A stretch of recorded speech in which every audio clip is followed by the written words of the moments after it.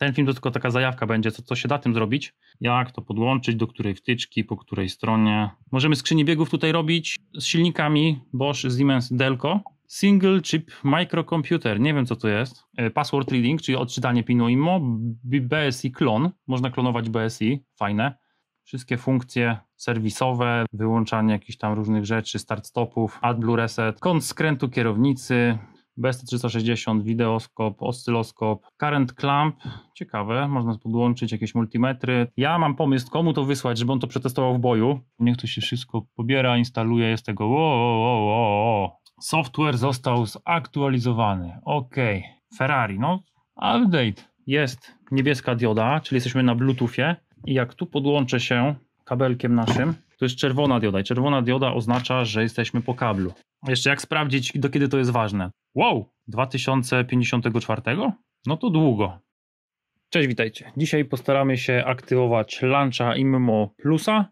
Dużo ludzi pytało mnie o aktywację CRP 919, już nawet nie pamiętam jak to robiłem. Tu jest wszystko po angielsku, także po prostu te dwie walizki sobie znajdziemy, gdzie są papiery, jak to aktywować. Także zapraszam na film. Dzisiaj będzie takim trochę może mniej montażu, bardziej informacyjny. Także jak kogoś to nie interesuje, nie musi oglądać. Potem jeszcze się spróbuję pobawić Xprogiem, odczytać, czy te kluczyki wysyłają jakiego typu informacje, czy to widać, czy to nie widać, no ale głównie skupiamy się na aktywacji. Te walizki są strasznie duże. Wiem, że to jest Pro i to musi być duże, żeby wyglądało, no ale ja bym wolał mniejsze opakowanie, żeby to łatwiej przechowywać. No dobra, tu gdzie był lunch i walizka, są papiery, także ja sobie te papiery wyjmę, przeczytam i wrócę do Was, żeby mi pokazywać Wam jakiś tam moich specyficznych numerów. Dobra, on jak się uruchamia, już go mam zaktualizowanego, podłączonego do Wi-Fi. Tu są dwie ikony, nie wiem czy one się różnią. Jedno to jest jakiś tam skrót do aplikacji, drugi aplikacja. No i na przykład, nie wiem, Key Programmer. Laguje się coś. Ja go dopiero włączyłem po dłuższej przerwie. Update now. I teraz on chce login do mojego konta, bo ja się próbowałem na tamto konto poprzednie zalogować, ale dowiedziałem się, że nie da się być na dwóch urządzeniach naraz zalogowanym, więc zrobię nowe konto. Na ten sam mail można założyć kilka kont na kilka urządzeń, także to jest fajnie. No i tutaj jest jakiś tam serial number, no i tutaj będzie jakiś kod prywatny, więc on nas będzie pewnie interesował przy aktywacji, ale tu się rozejrzę i zaraz to właśnie zrobię sobie nowe konto.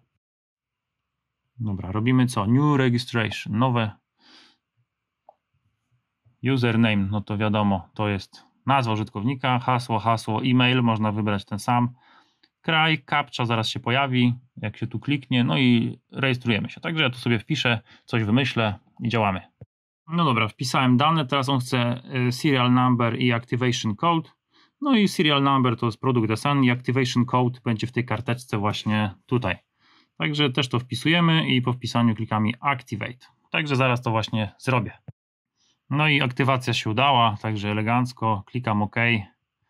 No i on teraz będzie chciał update immediately. No i co? Update. Czekamy. Także niech to się wszystko pobiera, instaluje, jest tego jest tego trochę. Także widzimy się za jakiś czas. No tu widzę teraz, że jest 8 modułów do pobrania. No także chwilę zejdzie. Software został zaktualizowany. OK. Software update. Refreshing. Ferrari. No. Update. Niech będzie. Dobra, przeszło software. Odświeżanie. Jesteśmy zainstalowani. Chyba tak. To jest aktualna wersja i do jakiej możemy najwyższej zaktualizować. Czyli wszystko jest w normie, nie? Bo można też to przeinstalować, typu na przykład zaznaczyć coś i przeinstalować jeszcze raz, nie? No ale nie ma takiej potrzeby, ponieważ jesteśmy aktualni. Dobra, ja się muszę tu rozejrzeć, pogrzebać. Co dalej? Ja w międzyczasie ustawiłem godzinę na taką polską. Klikam Key Programmer. On mówi, że trzeba update'ować. Nie wiem, czy może trzeba zrestartować urządzenie. Także ja go sobie zrestartuję. To trzeba przytrzymać po prostu ten guziczek i restart. Powiem Wam, nie wiem, czy nie chodzi o to, że dostępne, nie mam zainstalowane i to, co jest pobrane, nie? Także chyba tu po prostu kliknę update. Niech się dzieje. A, to 148 to jest chyba to. No to niech się dzieje. Tu jakiś DPU link. Okej, niech się instaluje. Nie wiem co instaluje. Może jakieś połączenia z tymi TeamViewerami, z helpdeskiem, pomocą. Niech tu się robi. Na razie 4 na 150, także jest 10:55. Widzimy się za jakiś czas. Tu widzę się pobierają różne jakieś procedury nawet. Crank Position Sensor Adaptive Learning, czyli nauka Crank Position Sensor to jest wał albo wałka. Coolant Bleed, no to czyli płyn chłodniczy G12, spuszczanie pompą elektryczną zapewne, to jakieś Daihatsu jest, spoko. Tam gdzie coś było Citroen, jest Citroen. Także tu pewnie są bazy, procedury, jakieś tam, jakieś FRM matching, nie wiem w sumie, match.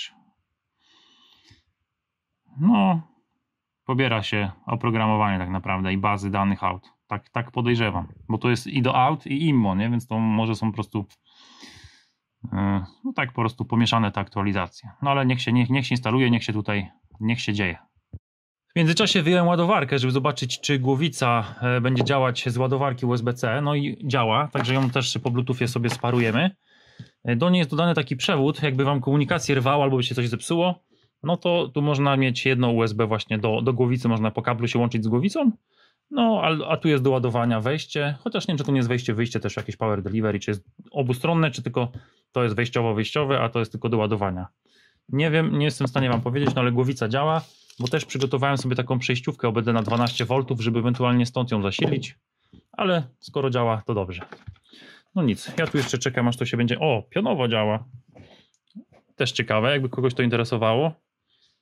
To auto obracanie... W tym CRP-ku chyba też tak mam, tylko nawet nie używałem. Ja wolę poziomo, tak jak komputer, nie? Tam w tle się chyba instaluje i tu jest tak, pomoc techniczna albo nasz profil. I jak sobie wejdziemy tam w mój profil, to właśnie mamy tam wszystkie dane, jakieś tam raporty. Tu raporty, recorder data, jak nagrywamy, to tu mamy nagrania tak by tych pomiarów, nie? Tu mamy jakieś tam raporty, VCI, tak, moje urządzenie, zarządzanie jest aktywne, czyli piszę do kiedy, pewnie gdzieś tu firmware fix. Jeśli coś nie działa, można zrobić, wymusić jakby wgranie ponowne firmware'u. Moje zamówienie, subskrypcja, profil. Mamy nazwę naszego użytkownika, to jest moja nazwa użytkownika i mój mail. No to tam sobie wybrać płeć, wszystko fajnie, zmienić hasło, ustawienia. Można sobie nazwę warsztatu, jak dla warsztatu robicie, że potem przy wydruku klient widzi, kto robił, jaki jest adres, dane warsztatu, takie rzeczy, nie? Ustawienia drukarki, orientacja. Tu mamy sieć. A nie chcemy clear cache. O urządzeniu.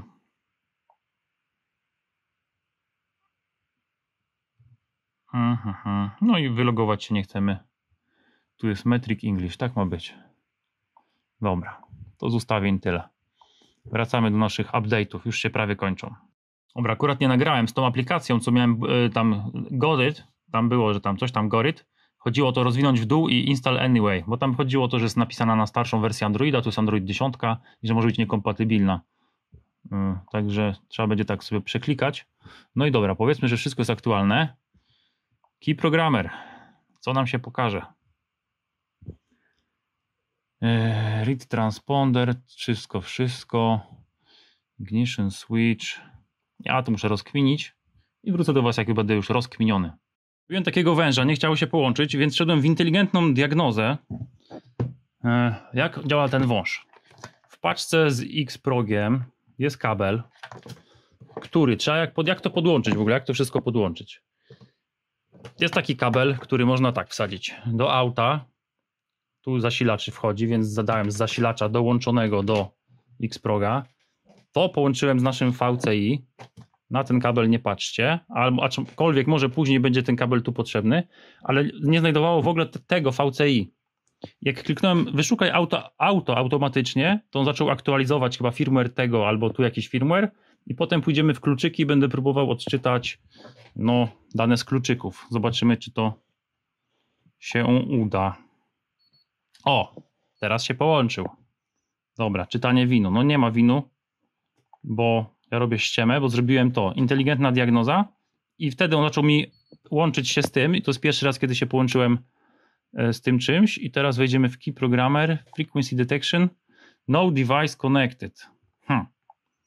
No i tu jest połączone takie coś pokazane, że niby do USB mam połączyć coś, tylko tu nie ma USB. Nie wiem, o co chodzi, nie wiem, jak to połączyć, także muszę chyba iść w internet, poszukać, jak to ma działać. Dobra, znalazłem, że ten Key Programmer to jest chyba jakaś taka po prostu przejściówka na USB, a po kształcie sądząc, to jest IMMOPROG. Tutaj trzeba coś tam zaakceptować, oczywiście nie kradniemy samochodów, tak. No i chyba to jest to. Connecting Bluetooth. O, połączył się. Słychać było, że się połączył. No i dobra, tu już jest pokazane, jak podłączyć się do plus 12, do tego tu VCI to mamy podłączone. No i nasz ten, tak? Ok. O, słyszałem jakiś przekaźnik cyknął w tym. Dajcie mi to podnieść jedną ręką ciężko. No i dobra, teraz zobaczymy, czy będziemy w stanie odczytać częstotliwości kluczyków, czy nie będziemy w stanie odczytać częstotliwości kluczyków. Tu miga, tu coś się robi, widzimy się za chwilę. Dobra, ja mam to połączone na stole, wszedłem teraz, połączyłem się z tym i tak. To sobie załóżmy leży w aucie. Zasilanie nam nie będzie potrzebne, jeśli podepniemy się do OBD, bo to wtykamy w OBD. Tak? Po stronie samochodu mamy taką wtyczkę, a tu mamy męskie piny, żeby to wpiąć gdzieś tam w auto. Łączymy to z Bluetoothem, żeby mieć komunikację z naszym tablecikiem. No i teraz są właśnie opcje. Można czytać EPROMy. To pewnie chodzi po prostu o te funkcje. Tutaj są jeszcze jakieś tam piny do czegoś, nawet nie wiem w sumie do czego. I ta podstawka. Pewnie do łączenia się ze sterownikami. Tak, tam były kable do sterowników, jakieś tam wtyczki do liczników, tak mi się wydaje. Możemy skrzyni biegów tutaj robić, jakieś EPROMy po prostu, tak wiecie, odczytywać wsady. Z silnikami Bosch, Siemens, Delco. Delco to chyba Ford. Single Chip Microcomputer. Nie wiem, co to jest. Data Compression. Porównanie danych po prostu. Nie wiem, jak to się wymawia. Wiem, jak to się czyta. Można załadować jedne dane, drugie dane, porównać dane, czyli pewnie jakieś tam immobilizery. Ja się na tym nie znam. Programmer Operation, Firmware Fix, Power On. Ok, czyli to tylko, że można naprawić firmware tego oto programatora i włączyć zasilanie. Zapewne jakbyśmy weszli w silnik, załóżmy Boscha. Czekajcie, Bosch czy ja mam Siemensa? Ja mam chyba sprzęt Boscha w cytrynie, tak. EDC 16. Wybieramy jaki tam chcemy, załóżmy, nie wiem, jakiś pierwszy co, byle jaki. A, że wcześniej można się połączyć z autem i czyli teraz tak, nie możemy być po Wi-Fi, czyli musimy być po USB-ku, więc USB, zaraz podłączę się. Zadziałem USB-ka, on jest taki karbowany, on ciężko wchodzi po to, żeby się nie wyrwał. Jest niebieska dioda, czyli jesteśmy na Bluetoothie i jak tu podłączę się kabelkiem naszym, to jest czerwona dioda i czerwona dioda oznacza, że jesteśmy po kablu. Jest ok i na przykład no można teraz różne rzeczy robić. Pokaż, jak się podłączyć do sterownika. Pobiera nam z internetu, z sieci.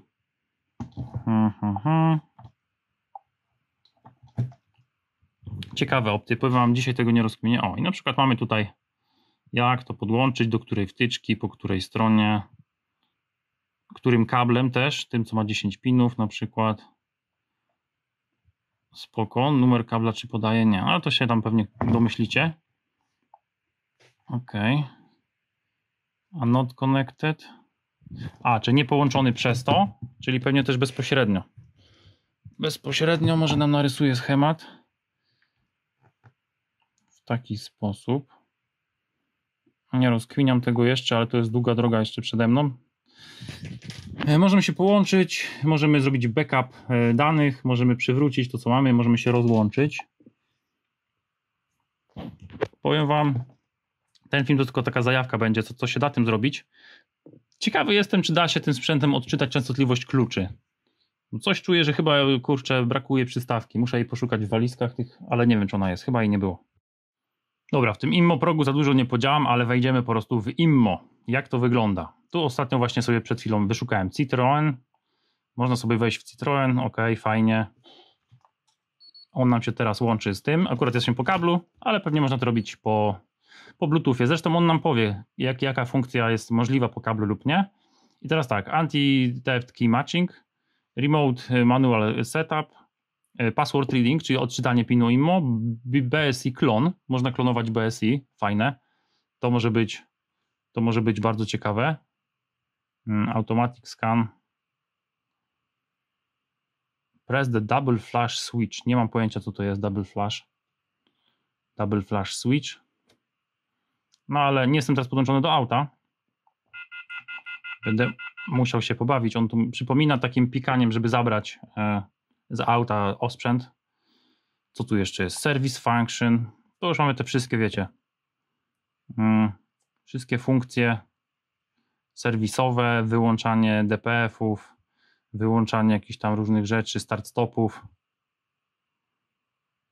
Zmiana języka danego auta, licznika, zapewne adaptacja EGR, no, płukanie systemu chłodzenia, AdBlue Reset.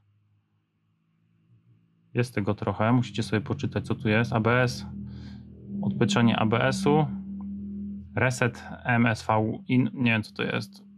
No, skasowanie inspekcji olejowej, kąt skrętu kierownicy, przednie oświetlenie adaptacyjne. No, nie będę wam tu wszystkiego teraz tłumaczył, ale możecie sobie popatrzeć, poczytać, co tutaj można porobić. TPMS, czyli kodowanie oczywiście czujników ciśnienia, historia diagnostyczna, jakieś dodatkowe moduły, Toolbox, BST360, wideoskop, oscyloskop, Current Clamp, ciekawe, można podłączyć jakieś multimetry, także mamy taki pełny pakiet, można się bawić jak komuś wygodnie. Lokalna diagnoza, Remote Diagnose, chyba tego nie było w poprzednim CRP-ku. Service Functions, to już byliśmy. Wydaje mi się, że będę kończył póki co ten film, będę musiał się trochę po prostu tym pobawić. Na przykład odczytać pin w cytrynie, tylko jest trochę zimno na dworze, ja nie mogę wychodzić, mam nogę uszkodzoną. Także jestem trochę uziemiony w domu, no ale jak będę mógł, postaram się cokolwiek nagrać. O, tu jest jeszcze Google Chrome, aplikacje, no bo właśnie to zwykły Android. Tamte nie są jakby na Androidzie takim, że wiecie, Android, czysty Android, że wygląda jak Android, tylko tam jest taki embedded system wbudowany po prostu. Tu jest tak bardziej, że można swoje jakieś aplikacje poinstalować pewnie. Ja tego jakoś bardzo nie rozkwiniałem.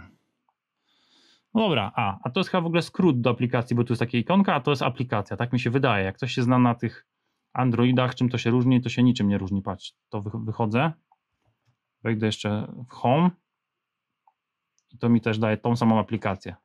Także pewnie przy aktualizacjach mogło się tak właśnie zadziać, że zrobiło skrót do aplikacji, a to jest aplikacja. Tak podejrzewam. No dobra, mam nadzieję, że coś tam pokryłem. Piszcie wasze pytania, co byście chcieli zobaczyć, jak to przetestować. Ja mam pomysł, komu to wysłać, żeby on to przetestował w boju. Komuś, kto na co dzień robi dużo aut, robi nowsze auta. No bo ja wiadomo, mam dosyć ograniczoną flotę starych aut, robię tylko swoje, więc ja tego nie przetestuję. To pójdzie na testy do mojego przyjaciela. No i co?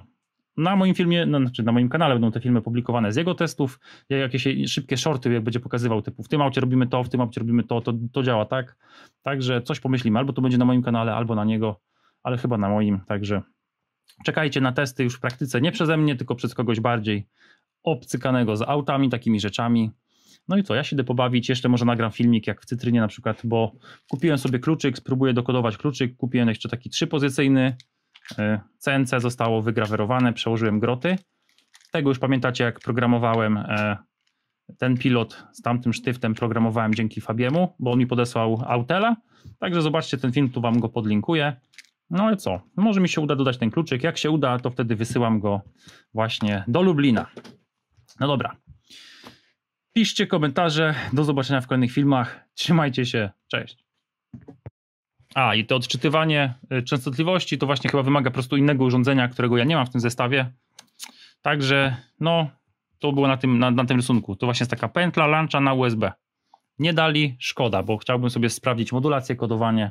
Także mimo, że to jest zestaw Pro, to nie jest taki Pro, bo nie jest chyba pełny. Tak mi się wydaje. Jak się da inaczej?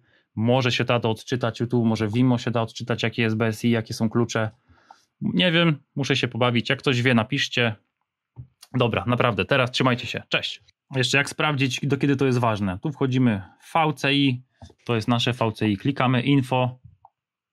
Jak klikniemy w Info, to mamy Activate Time, kiedy było aktywowane. No i 2 lata od tej daty będą aktualizacje. Albo jeszcze lepiej w profilu na samym dole Upgrade Period, czyli okres upgrade'ów i mamy dokładnie do którego roku, jaki moduł jest wykupiony, bo pewnie jak się kupi więcej tych modułów w sklepie, to można sprawdzić dokładną datę, co, jak i kiedy. Wow! 2054? No to długo. Powiem wam długo. No to tak to wygląda. Jeszcze na YouTubie znalazłem szkolenie z wszystkich produktów Launcha. Ono trwa 46 minut jakoś.